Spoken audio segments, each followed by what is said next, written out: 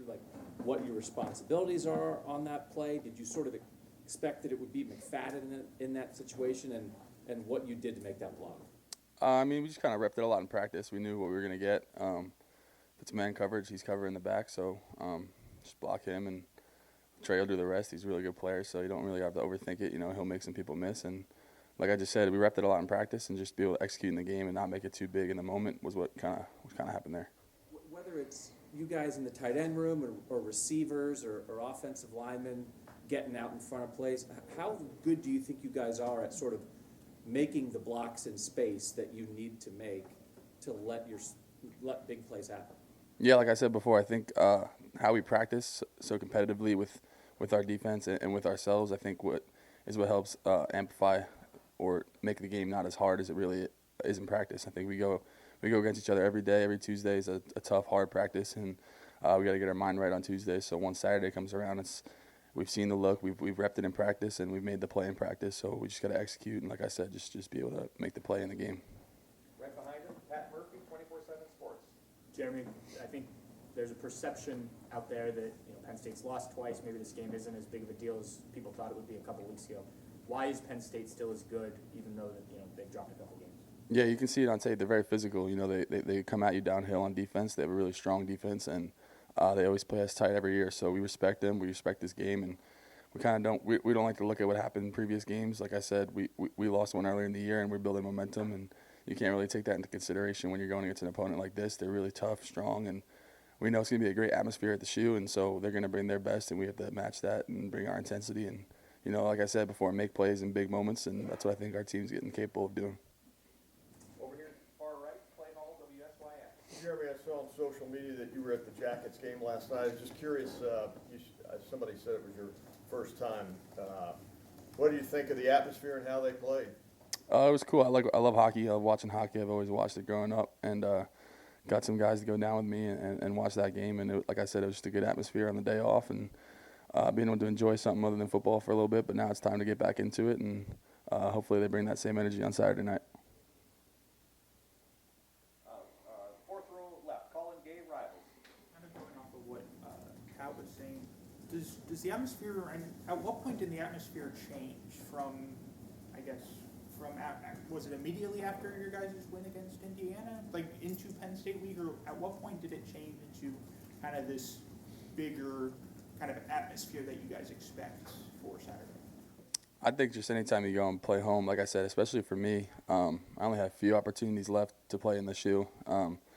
Feels like yesterday I just got here in the summer of 2018, and time's been flying. We've been making a lot of memories, but it's just so many few opportunities left to go down there and play in front of these fans and in front of your family. So just making every moment count, and this is going to be a really big game for us. And you get to enjoy those away games, enjoy those wins that you have, and then once Sunday comes around, you kind of let it go out the window and prepare for the next game. And we know it's going to be a big one this week. And like I said before, just trying to make the most out of my few opportunities left in the shoe.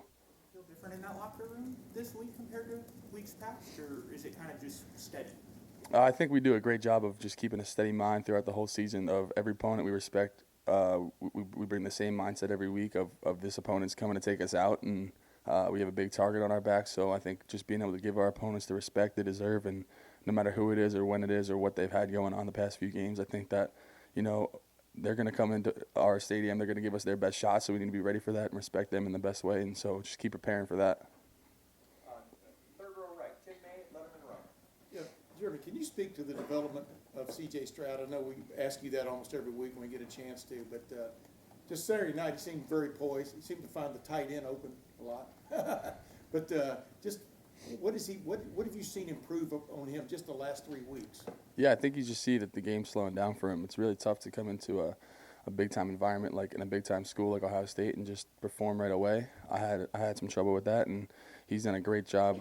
He's been showing up every day with a positive mindset, and I try and tell him every game that just don't do anything special, just be yourself, because that's what got you here, and trust your coaches, trust your players, because they're going to put him in the best position to win. And like I said, whatever he's done to get here to this point is enough, and just keep trusting that and following that. And I think he's done a great job of that, of just seeing the field well, managing the game well, not forcing much, and just being himself. So I think that's the biggest thing for anybody in these big moments is you've trained hard, you've worked hard to get here. So in these big moments, just go back to your training and rely on that.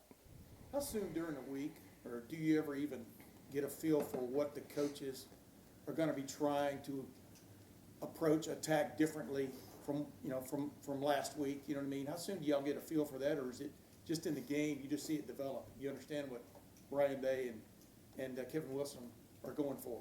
Yeah, I mean, I think these Tuesday and Wednesday practices, when we install our game plan, is kind of when we get a feel for it. We watch a lot of film over the weekend and get used to what we're going to see and try and replicate that in practice all week. We do a great job of getting our scout guys ready to go and giving us a look. So I think that, like I said, just being prepared on Tuesdays and Wednesdays and perfecting that on Thursdays is what really helps us on Saturdays. Our coaches do a great job of giving us the looks, and so when you get out there, you're kind of seeing the same things. Obviously, they're going to change it up a little bit when they play us, give us a little something different, but it's how we handle that really is going to put us ahead, and I think we're doing, like I said, this season we're doing a great job of that. Second row right, Bill Rabinowitz, Columbus Dispatch. Jeremy, what's the level of confidence you guys have as an offense right now? Is the feeling like the only people who can stop us are us? I feel like we've always had that mindset of just, staying on track and just having no hiccups, no penalties, no false starts or anything like that. That's what really gets us behind in drives, and I think that some drives that don't really work out well, you kind of see those things happen. So I think that having that mindset of, only way we're going to be stopped is if we stop ourselves, even if, whoever we're playing. I think that the biggest thing is that if we just come out with the same mindset of, we can do this, we've practiced, we've trained for it. Like I said, I think that's what helps separate us and keep moving forward. All this momentum is that we just believe in ourselves so much and believe in our coaching staff and all the work we've put in. So I think that's the biggest thing with that. I think on that pass from CJ to Jackson, you were one of the underneath guys. Yeah.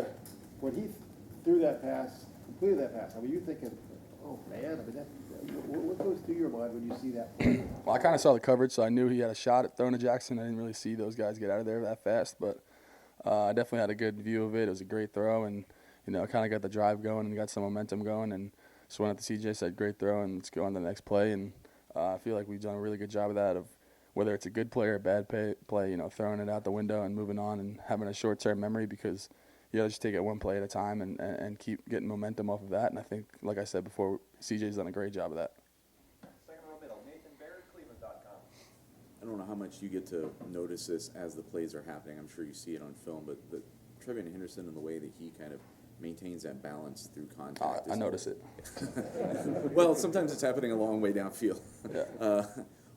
Do you, as an athlete, when you see that, do you think that's something that he has learned and been trained for? Or do you think that's something that's like innate, that like only certain guys can do that? I think it's a little bit of both. I think all you guys can understand that he's extremely special at what he does, and he can make a lot of plays a lot better, whether it's how he blocked it or not. He can kind of make some things happen. I think he's done a great job of being humble through this whole process and being a great teammate. And like I said, the whole world's starting to see what we already know he can do, and we just hope that he can keep his head straight and keep going, because he's done a great job of that so far. And as these moments get bigger, just keep being himself and keep making those plays. You can definitely notice that he's got something special, and he's definitely helping out our team a lot.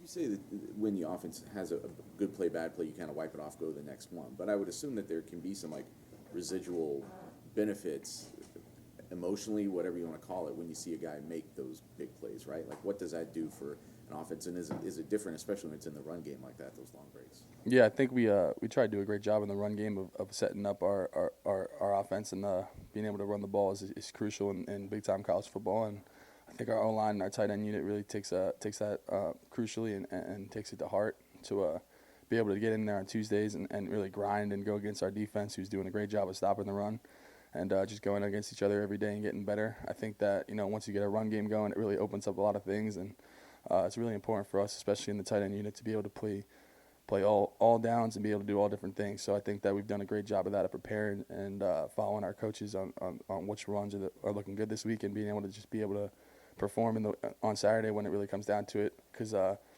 lot of people see routes and making plays in the pass game, but really the plays that really matter on first down on the run or third and short, when you really got to get those 2 yards. And we've worked all week for it, and I think that it's really showing up in games. Got time for just a couple more. Second row right, Austin Ward, Letterman Row. Jeremy, after the game, CJ kept talking about all the conversations that you two seemed to have during the game. Was he just saying that because you were sitting next to him, or have you become a more vocal presence out there on the field? I tried my best on the field to just, keep everybody's heads on straight, especially CJ. I can only imagine what it's like, playing tight end. You got to do a lot of jobs, but I feel like quarterback, you got to know everybody's job and be able to do that all in a split second. So I can only imagine what he's thinking. So anytime I can, I just try and go up to him and just tell him, just be cool, relax. You're here for a reason, and, you're special, so just be yourself. And I try to just do those little things, just get these guys to just realize that, no moment's too big. We've been through it. Coach Mix made us train through the toughest environments we can imagine this offseason. Fall camp is there for a reason. Tuesday and Wednesdays are there for a reason. So I think that those are the defining moments of our program are really in the off season. And once you get into these games, and you just got to revert back to that. And I think we do a really good job of that. How much more do you feel like you're talking or raising your voice than the last few years?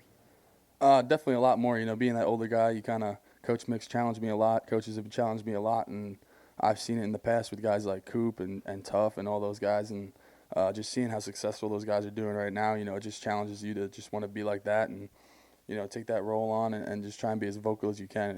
It's not easy being able to do that, but once you start doing it, it gets a little bit easier every time. And like I said, it doesn't have to be just yelling at somebody. You can just put your hand around someone's back and let them know that, you got their back and that, they're here for a reason and we're all here together and doing this together. And I think that just shows a lot more than, just getting in somebody's face and screaming at them.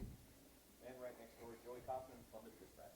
Jeremy, I guess from our eyes, it looks like CJ's throwing the ball with a lot of confidence and trusting himself to put the ball where it needs to be and be aggressive. Do you feel that way as like you're catching passes from him, that he's just trusting himself and just being aggressive, pushing the ball downfield? Yeah, I definitely think that whenever he throws the ball, he's very decisive with it. You don't see him really just thinking about too much. You see him just ripping it, and I think that shows a sign of a confident quarterback and a confident offense. And I think that, if we can keep building on that as these games get bigger and into bigger stages, I think that the more you can kind of keep that energy and not really think about too much and just keep that confidence up is only going to help us down the road. Does that evolve from where he was September and kind of have a chance to rest with that week back in September? I think it's kind of evolved for all of us as an offense. We're not thinking about much. We're just going out there and playing and just trusting our training, trusting what we're doing during the week. And I think it's really just showing up now on these Saturdays when we're on this roll of just, being ourselves and getting this train rolling. Great. Jeremy, thank you very much. Cool. Appreciate it.